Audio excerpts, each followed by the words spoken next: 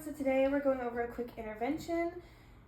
It's really simple and really inexpensive if you have to buy your own materials.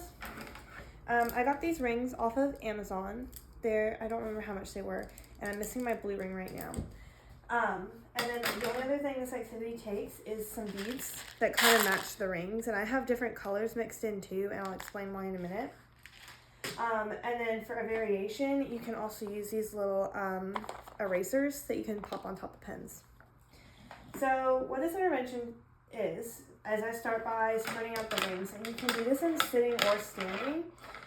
And you can also move the rings further away if you're wanting to try to get your patient to sidestep or work on more reaching across the midline. To grade it down, remove rings. To grade it up, add rings. And like I said, move them out of the way. And what you're going to do is you're basically going to have them looking in your little bowl of beads here for colors that match rings. And you're going to have them reaching and matching beads to the colored rings. It's really simple. This one, the smaller the item you have, it works on fine motor coordination and hand dexterity. You're also working on visual scanning.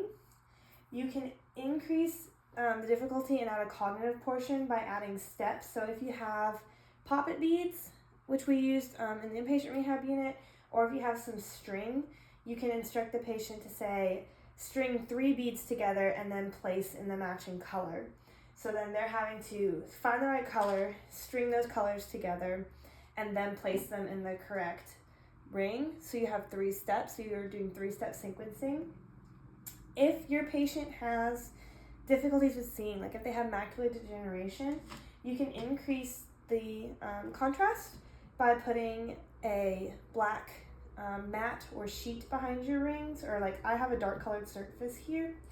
And then with my eraser toppers, I put them in a black bowl. So that increases the contrast, so it's easier for them to differentiate. If they're struggling with super small items, so we have these tiny beads and they're really smooth, you can grade it back down and use these pencil toppers. They're made out of rubber, so they have some friction, and they're larger and they have flat sides, so it's easier to grab for your patient. So it's a little bit easier for those ones. And you can still grade it up. You could have pens and say place the pencil topper on the pen and then place it in the correct ring and fill all the rings, right? So that's our little activity. Like I said, it has a great visual component, it has a great cognitive component, and then you can do it in sitting or standing for midline, and if you space the rings out further, then you can work on sidestepping and shifting for transfers. Thanks for tuning in, guys. See you next time.